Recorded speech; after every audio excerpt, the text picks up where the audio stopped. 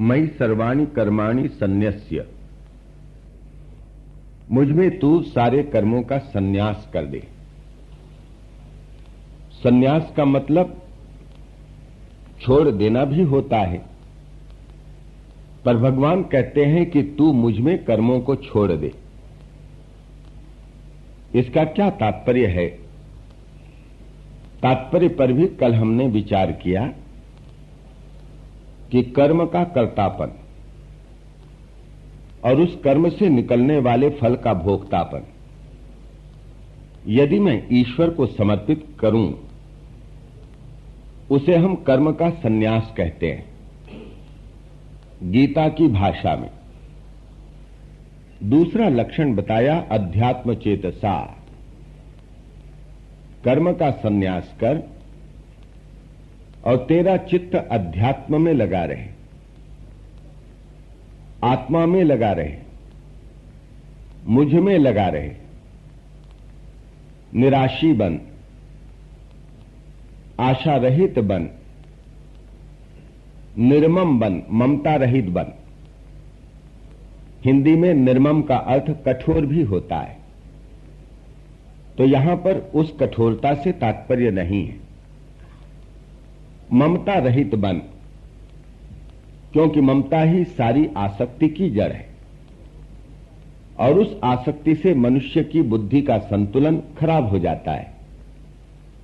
इसके लिए यह कहा और अंत में पांचवा लक्षण बताया विगत ज्वरः, क्षोभ और आवेश से रहित होकर के कर्म कर। क्षोभ आने से, आवेश आने से कर्म की गुणवत्ता खराब हो जाती है।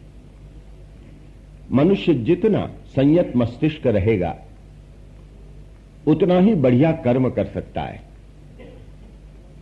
मैंने एक घटना सुनी, जा रहे थे कुछ लोग जीप में, जीप दुर्घटनाग्रस्त हो गई, तो जो गृह स्वामी थे उनको बहुत जोरों की चोट लगी, खून बहुत बहने लगा, वे मूर्छित पड़े थे।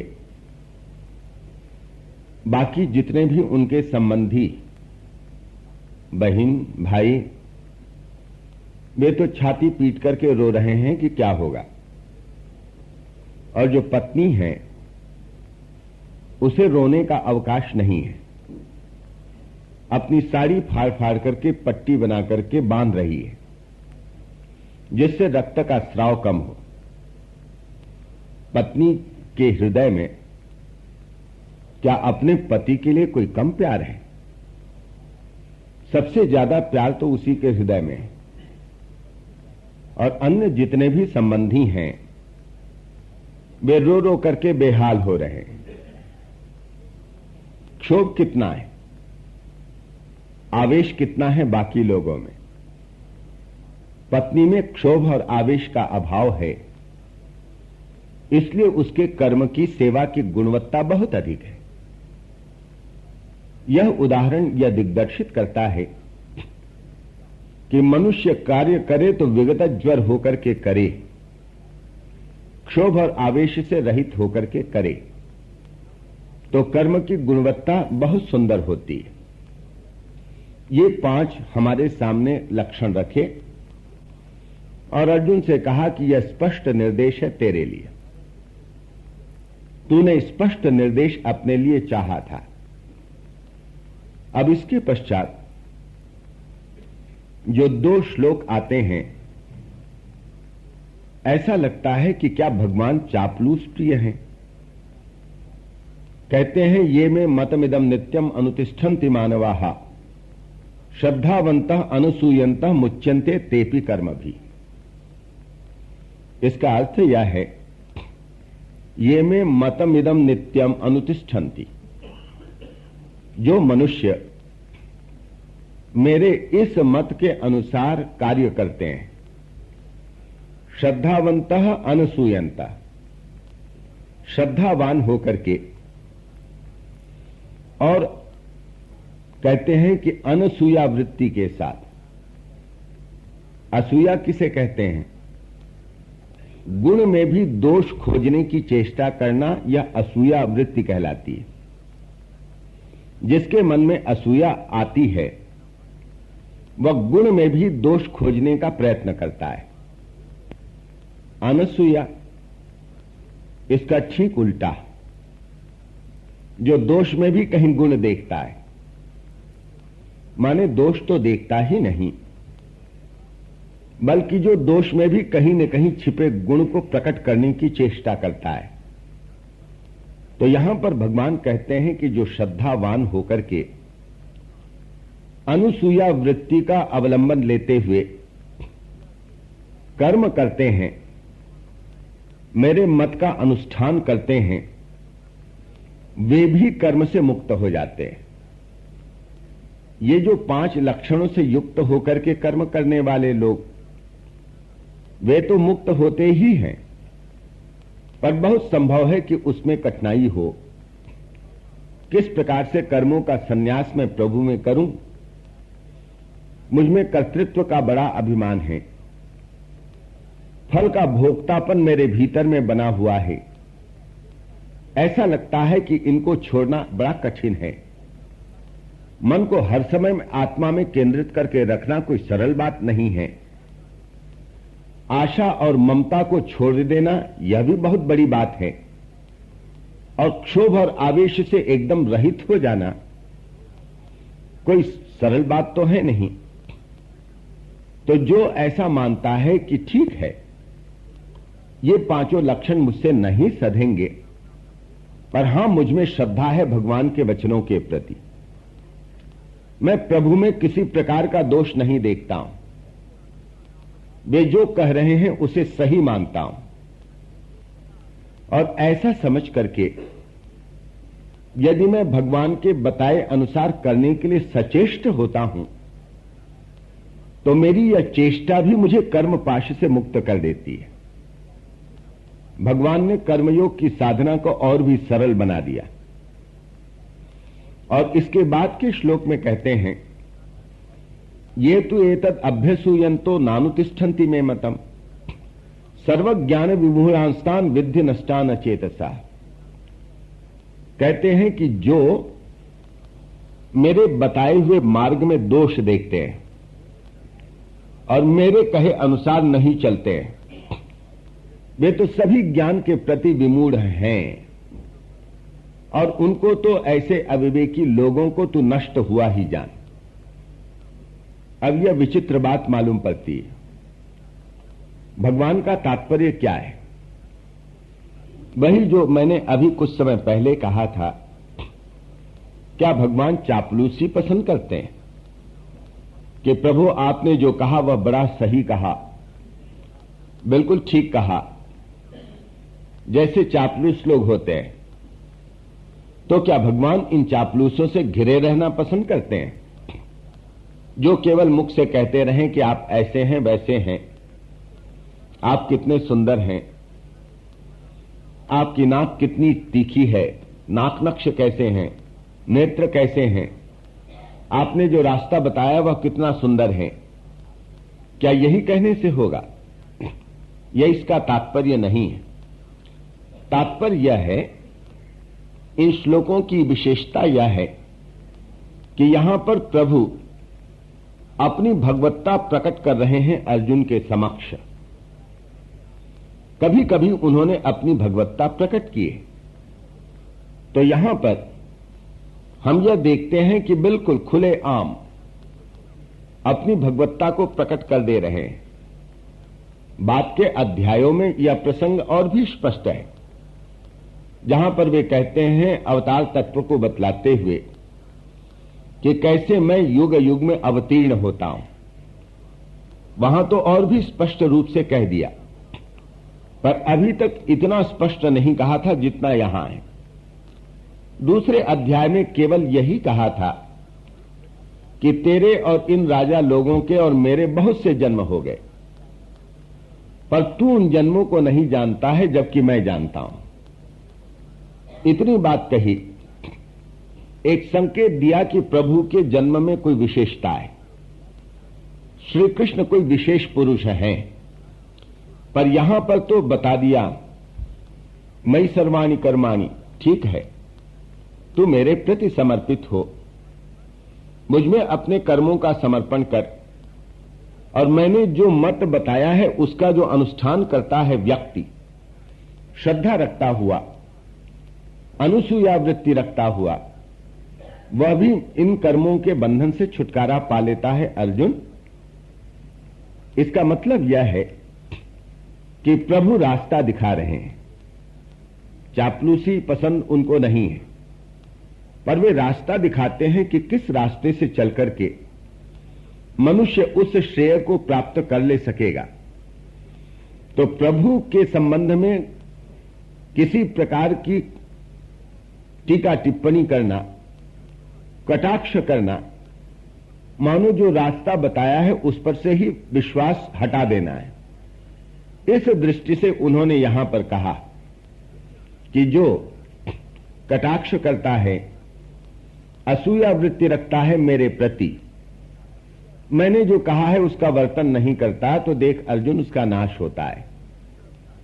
यह प्रकारांतर से अर्जुन को युद्ध में लगाने की प्रक्रिया है। तो अर्जुन के मन में एक प्रश्न उठता है कि साक्षात भगवान जो रास्ता बताते हैं, फिर मनुष्य क्यों नहीं चलता है?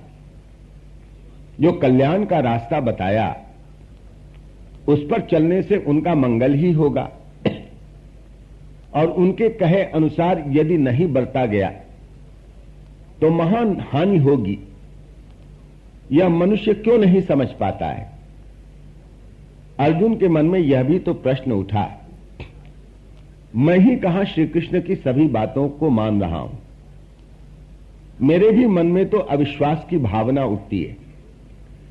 श्री कृष्ण मुझसे कह रहे हैं, पर मेरे अंतःकरण में एक बह रहा है प्रवाह अविश्वास का, वह प्रच्छन्न है, छिपा हुआ है। पर अर्जुन जब आत्मविश्लेषण करता है तो उसे लगता है कि उसके अंतःकरण में एक प्रवाह तो है, जो प्रवाह पूरी तरह से श्री कृष्ण के वचनों में उसे विश्वास नहीं करने देता है, और इसीलिए वह बारंबार प्रश्न उपस्थित करता है। यदि संशय मुक्त ही हो जाता अर्जुन, तब फिर प्रश्न ही क्यों करता? तो अर्जुन के हृदय में इस प्रकार संशय की एक रेखा है। उसे लगता है, आत्मविश्लेषण करता है कि मुझे ही देखो, मैं ही कहां पूरी तरह से विश्वास कर पा रहा हूं। तो मन में प्रश्न उठा, जब आप इतना प्रशस्त मार्ग रखते हैं सामने, तो व्यक्ति क्यों विश्वास नहीं कर पाता? इच्छा तो होती है कि विश्वास कर ले, पर फिर भी नहीं कर पाता, वह क्या कारण है? तो कहते हैं, सदृशम चेष्टते स्वस्याः प्रकृतेर ज्ञानवानपि प्रकृतिम यान्ति भूतानि निग्रह किम करिष्यति। यह बड़ा विवादास्पद श्लोक है।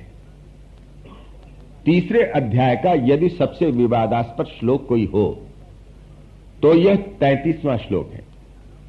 इसमें क्या कहा है?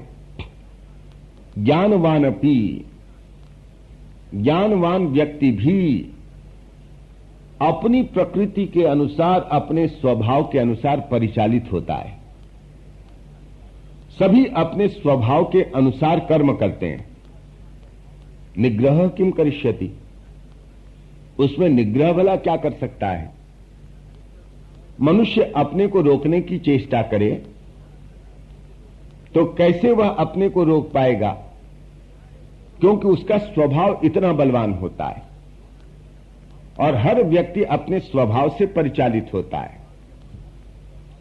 मैंने विवादास्पद इसलिए कहा कि यदि यही इसका अर्थ हो जो ध्वनित हो रहा है, तब फिर व्यक्ति साधना ही क्यों करेगा? वह तो यही मान लेगा कि मैं तो प्रकृति के द्वारा परिचालित हो रहा हूं, मैं फिर इसमें क्या कर सकता हूं? इसके उदाहरण दिखाई देते हैं कि ज्ञानी जन भी कैसे अपने स्वभाव से परिचालित होते हैं। हम पढ़ते हैं रावण कितना ज्ञानी था। रावण के पास ज्ञान की कमी नहीं थी। महान पंडित, धर्मशास्त्र का ज्ञाता, पर ऐसा धर्मशास्त्र का ज्ञाता व्यक्ति भी, ऐसा ज्ञानी व्यक्ति भी अपने स्वभाव से कैसे परिचालित होता है, इसका उदाहरण हमें श्री रामचरितमानस में दिखाई देता है। जब खर और दूषण मारे गए, रावण विचार करता है, आकर के बहन शूर्पणखा ने बात कही, सारा समाचार दिया और श्री राम के संबंध में श्री राम के विरुद्ध कई बातें कही। रावण क्या सोचता है, खर दूषण मोहिसम बलवंता, तिन्हीं को मारे बिनु भगवंता। खर और दूषण तो मेरे समान बलवान हैं, भगवान को छोड़ और कौन मार सकता है उन दोनों को। रावण को प्रतीति हो रही है, विश्वास हो रहा है कि राम भगवान ही होने चाहिए, क्योंकि खर दूषण को मारने वाले तो भगवान को छोड़ करके और उनसे कम हो ही नहीं सकते। तब रावण तो ज्ञानी था, ज्ञानी था तो फिर उसका ज्ञान उसे प्रेरित करता। जब तू श्री राम को भगवान मान रहा है तो जाता क्यों नहीं, चरण क्यों नहीं पकड़ लेता, जाकर के सिर नवा, साक्षात भगवान ही हैं, ऐसा तू तर्क के बल पर मान रहा है। यह ज्ञानी की दुर्दशा। क्या कहता है, मेरी यह जो देह है वह तामस देह है, भजन न हो यह तामस देहा। मुझे यह तामसी शरीर मिला है और तामसी शरीर में भजन नहीं होगा, इसलिए मैं वहां जाता ही नहीं। देखिए तर्क कैसा चलता है।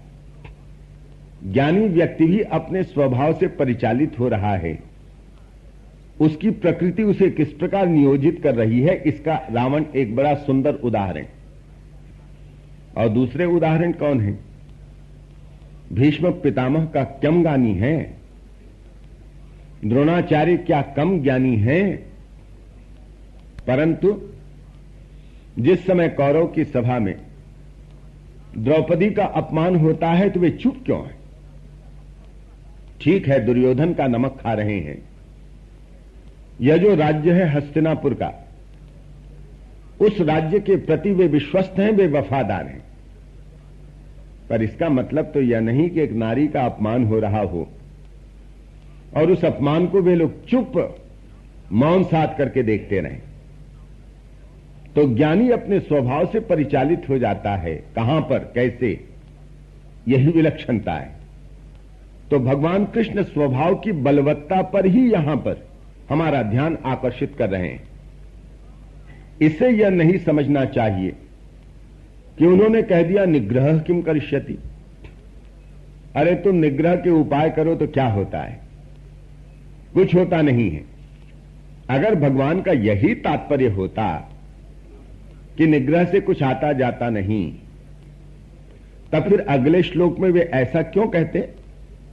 इंद्रियस्येन्द्रियस्यार्थे राग द्वेषौ व्यवस्थितौ तयोर्न वशमागच्छेत् तौ ही अस्य परिपंथिनौ। क्या मतलब है? इंद्रियस्य इंद्रियस्यार्थे, इंद्रियों का इंद्रिय के विषयों के प्रति राग द्वेषौ व्यवस्थितौ, स्वाभाविक रूप से राग और द्वेष होता है। इंद्रियां कुछ विषयों के प्रति आसक्त होती हैं और कुछ विषयों के प्रति जाना नहीं चाहती, द्वेष होता है। स्वाभाविक राग और द्वेष होता है। तयोर्न वशमागच्छेत्, राग और द्वेष के वश में नहीं आना चाहिए। तो ही अस्य परिपंथिनौ, राग और द्वेष कल्याण के रास्ते में परिपंथी हैं, शत्रु हैं, वैरी हैं। क्यों कहेंगे भगवान?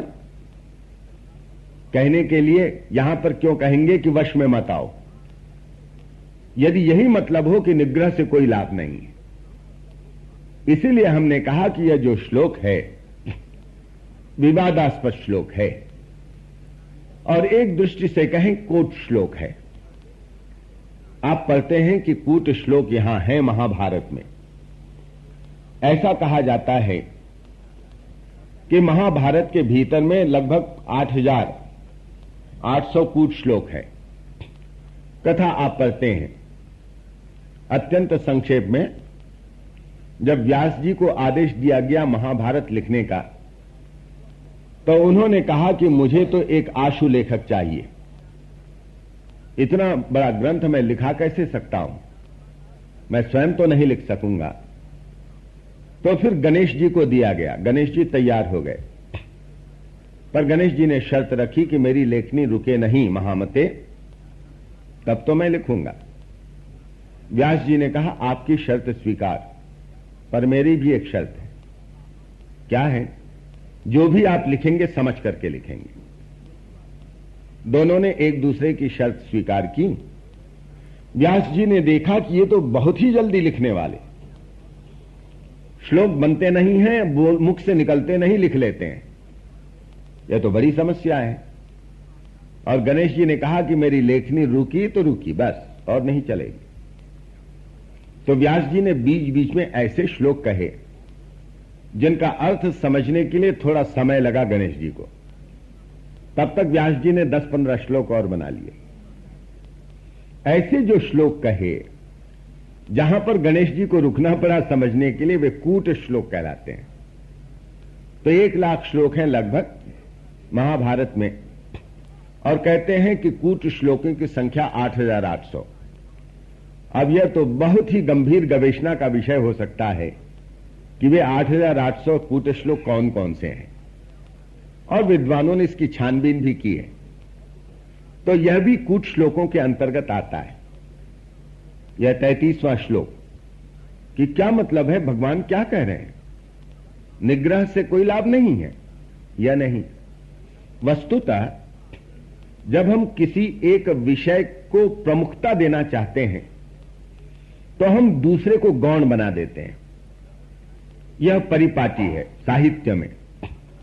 तो यहां पर क्या बताया गया, यहां पर स्वभाव की बलवत्ता दिखाई गई और कहा गया कि स्वभाव इतना बलवान होता है कि निग्रह भला क्या करेगा। इसका मतलब यह नहीं है कि निग्रह मत करो, केवल स्वभाव की बलवत्ता दिखाने के लिए यहां पर कहा गया निग्रह किम करिष्यति। और इसीलिए वे यहां पर आगे चल करके कहते हैं तू निग्रह कर। यदि निग्रह करने का मानस या भगवान का तात्पर्य यह न होता कि मनुष्य निग्रह न करे, तो निग्रह करने की बात अगले श्लोक में कहते क्यों? कहते हैं राग और द्वेष ये महान शत्रु हैं। इंद्रियों का जो होता है राग द्वेष विषयों के प्रति, ये महान शत्रु अध्यात्म के रास्ते के, तू इनको दूर कर। और फिर कहते हैं श्रेयांश स्वधर्मो विगुणः परधर्मा स्वनुष्ठितात् स्वधर्मे निधनम श्रेयः परधर्मो भयावह। यह प्रसिद्ध श्लोक है। अपना धर्म भले ही विगुण मालूम हो अर्जुन, परंतु भले ही परधर्म हमें ऐसा लगे कि अच्छी तरह से हमारे द्वारा अनुष्ठेय हो सकता है, पर उधर मत जा। अर्जुन की आज यही स्थिति है। अपने धर्म में विगुण देख रहा है, कहता है कि इसमें तो केवल खूना खूनी है, इसमें तो केवल दूसरों के रक्त से अपने हाथ को रंगना है, इसके भीतर दोष ही दोष है। और यह जो परधर्म है, जो अर्जुन का धर्म नहीं था, अर्जुन के मुख से कभी वैराग्य की बात नहीं आई, कभी ऐसे शब्द नहीं निकले मैं सन्यास ग्रहण करूंगा। और आज वह सन्यास के प्रति इतना आसक्त दिखाई देता है कि सब कुछ छोड़ करके जंगल चला जाना चाहता है। उसे ऐसा लगता है कि यही मेरे लिए अनुकूल है। भगवान कृष्ण कहते हैं अरे मरेगा तू, यह तेरा रास्ता नहीं है। भले ही तुझे बड़ा आकर्षक मालूम पड़ रहा है, पर तेरा रास्ता वह नहीं है अर्जुन। स्वधर्मे निधनम श्रेयः परधर्मो भयावह। अपने धर्म में स्थित रह करके मर जाना श्रेयस्कर है, दूसरों का धर्म बड़ा भयंकर है। श्री रामकृष्ण देव सर्वधर्म समन्वयाचार्य उनको कहते हैं। सभी धर्मों के रास्तों से होकर के वे गए और कहा कि जो तो मत तो तो पथ, जितने मत उतने पथ। पर इसके कारण क्या वे धर्म का त्याग पसंद करते थे? माइकल मधुसूदन दत्त, आपको यह नाम मालूम है, बड़े प्रसिद्ध कवि बंगाल के, और मेघनाद वध उनका काव्य बड़ा प्रशंसित। श्री रामकृष्ण के दर्शनों को आए, परिचय कराया गया।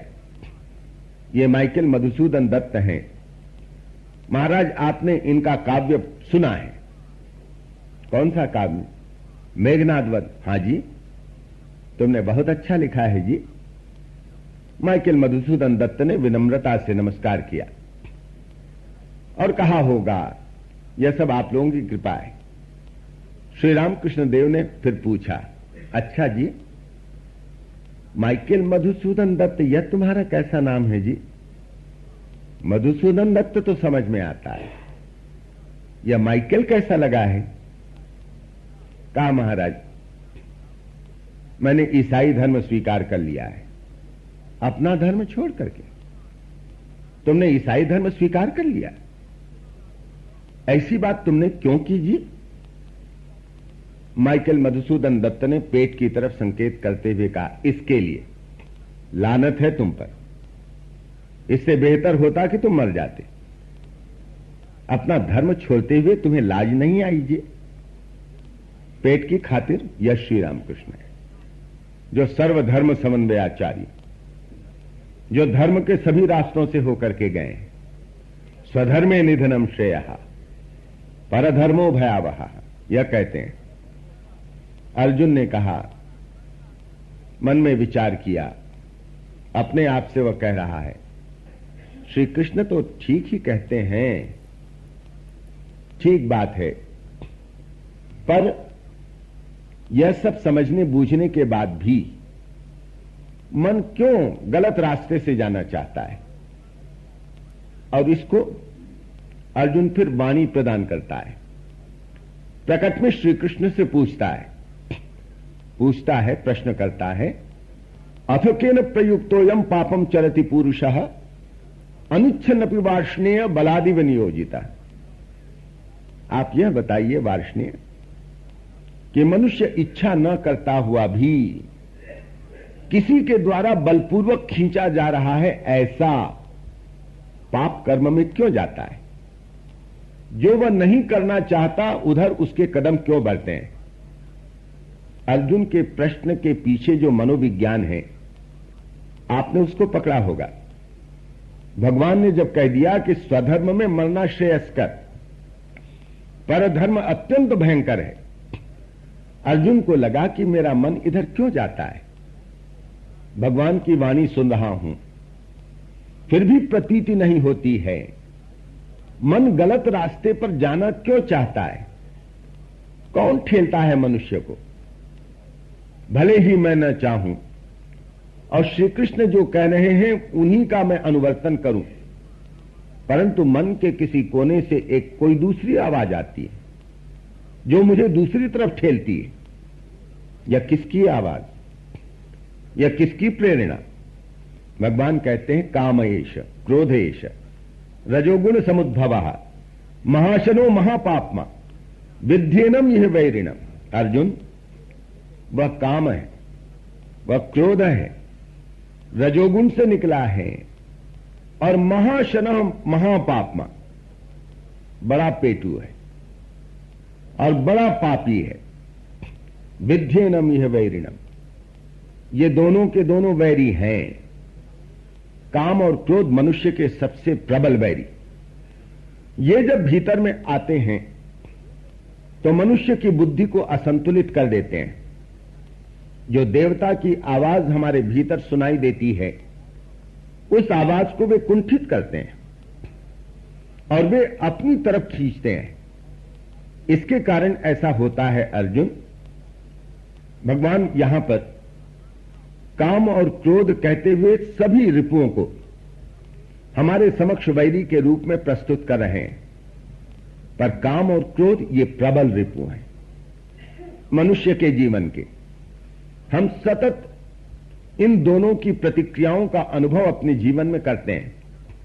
और रजोगुण समुद्भवम, ये रजोगुण से निकले हैं।